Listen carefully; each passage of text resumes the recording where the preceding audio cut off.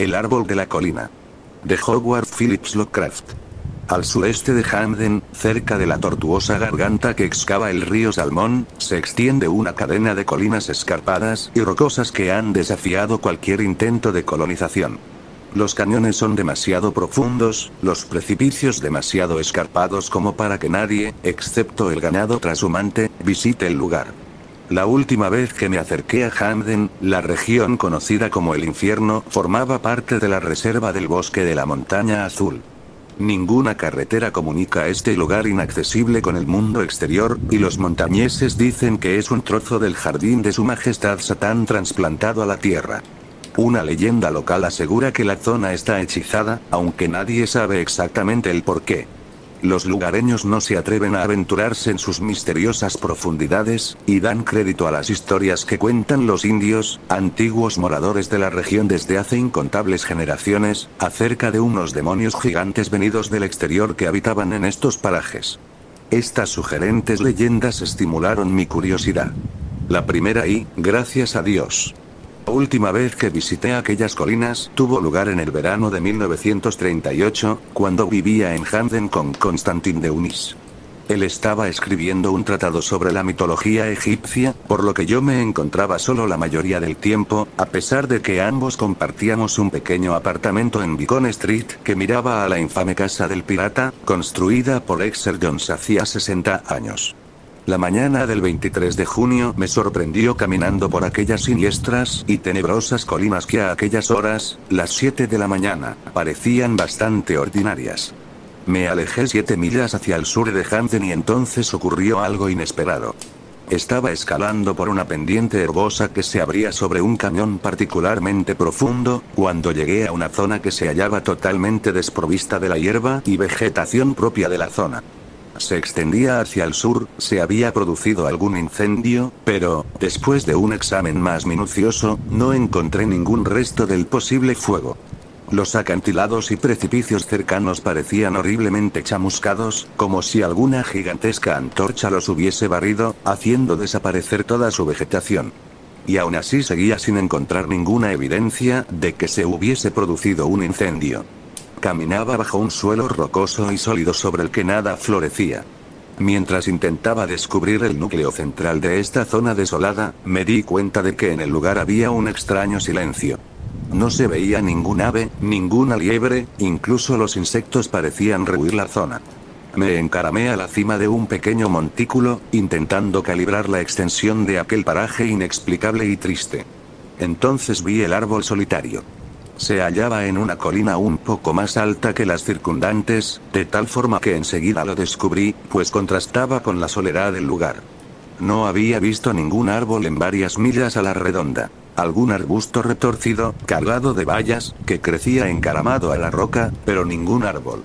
Era muy extraño descubrir uno precisamente en la cima de la colina. Atravesé 2 pequeños cañones antes de llegar al sitio. Me esperaba una sorpresa. No era un pino, ni un abeto, ni un álmez. Jamás había visto, en toda mi existencia, algo que se le pareciera, y, gracias a Dios, jamás he vuelto a ver uno igual. Se parecía a un roble más que a cualquier otro tipo de árbol. Era enorme, con un tronco nudoso que medía más de 1 yarda de diámetro y unas inmensas ramas que sobresalían del tronco a tan solo unos pies del suelo. Las hojas tenían forma redondeada y todas tenían un curioso parecido entre sí. Podría parecer un lienzo, pero juro que era real. Siempre supe que era, a pesar de lo que dijo Deunis después. Recuerdo que miré la posición del sol y decidí que eran aproximadamente las 10 de la mañana, a pesar de no mirar mi reloj. El día era cada vez más caluroso, por lo que me senté un rato bajo la sombra del inmenso árbol. Entonces me di cuenta de la hierba que crecía bajo las ramas. Otro fenómeno singular si tenemos en cuenta la desolada extensión de tierra que había atravesado. Una caótica formación de colinas, gargantas y barrancos me rodeaba por todos sitios, aunque la elevación donde me encontraba era la más alta en varias millas a la redonda. Miré el horizonte hacia el este, y, asombrado, atónito, no pude evitar dar un brinco. Destacándose contra el horizonte azul sobresalían las montañas Bitterroot. No existía ninguna otra cadena de picos nevados en 300 kilómetros a la redonda de Hamden, pero yo sabía que, a esta altitud, no debería verlas. Durante varios minutos contemplé lo imposible, después comencé a sentir una especie de modorra. Me tumbé en la hierba que crecía bajo el árbol.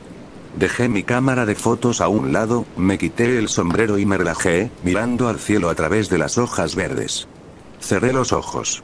Entonces se produjo un fenómeno muy curioso, una especie de visión vaga y nebulosa, un sueño diurno, una ensoñación que no se asemejaba a nada familiar.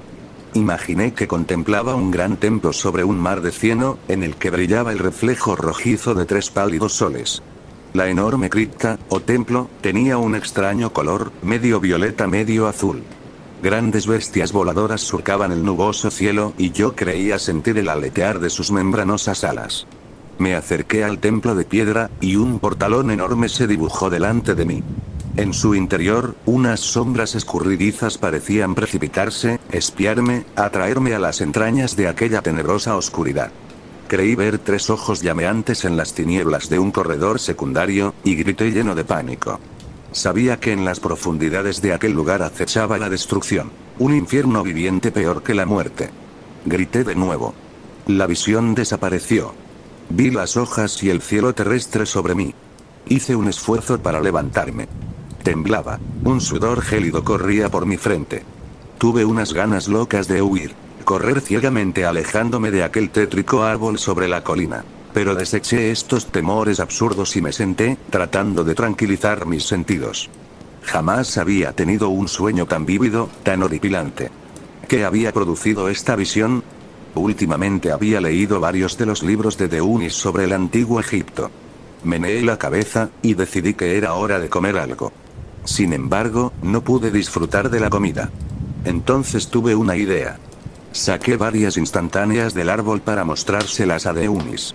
Seguro que las fotos le sacarían de su habitual estado de indiferencia. A lo mejor le contaba el sueño que había tenido. Abrí el objetivo de mi cámara y tomé media docena de instantáneas del árbol. También hice otra de la cadena de picos nevados que se extendía en el horizonte. Pretendía volver y las fotos podrían servir de ayuda.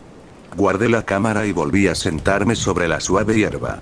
¿Era posible que aquel lugar bajo el árbol estuviera hechizado? Sentía pocas ganas de irme. Miré las curiosas hojas redondeadas. Cerré los ojos. Una suave brisa meció las ramas del árbol, produciendo musicales murmullos que me arrullaban. Y, de repente vi de nuevo el pálido cielo rojizo y los 3 soles. Las tierras de las 3 sombras. Otra vez contemplaba el enorme templo. Era como si flotase en el aire, un espíritu sin cuerpo explorando las maravillas de un mundo loco y multidimensional. Las cornisas inexplicables del templo me aterrorizaban, y supe que aquel lugar no había sido jamás contemplado ni en los más locos sueños de los hombres. De nuevo aquel inmenso portalón bostezó delante de mí, y yo era atraído hacia las tinieblas del interior. Era como si mirase el espacio ilimitado. Vi el abismo, algo que no puedo describir en palabras, un pozo negro, sin fondo, lleno de seres innominables y sin forma, cosas delirantes, salvajes, tan sutiles como la bruma de Shambhala. Mi alma se encogió. Tenía un pánico devastador. Grité salvajemente, creyendo que pronto me volvería loco. Corrí, dentro del sueño corrí preso de un miedo salvaje, aunque no sabía hacia dónde iba. Salí de aquel horrible templo y de aquel abismo infernal, aunque sabía, de alguna manera, que volvería. Por fin pude abrir los ojos. Ya no estaba bajo el árbol. Yacía, con las ropas desordenadas y sucias, en una ladera rocosa. Me sangraban las manos. Me erguí, mirando a mi alrededor. Reconocí dónde me hallaba. Era el mismo sitio desde donde había contemplado por primera vez toda aquella requemada región. Había estado caminando varias millas inconsciente. No vi aquel árbol, lo cual me alegró, incluso las perneras del pantalón estaban vueltas, como si hubiese estado arrastrando parte del camino. Observé la posición del sol. Atardecía. ¿Dónde había estado? Miré la hora en el reloj. Se había parado a las 10:34.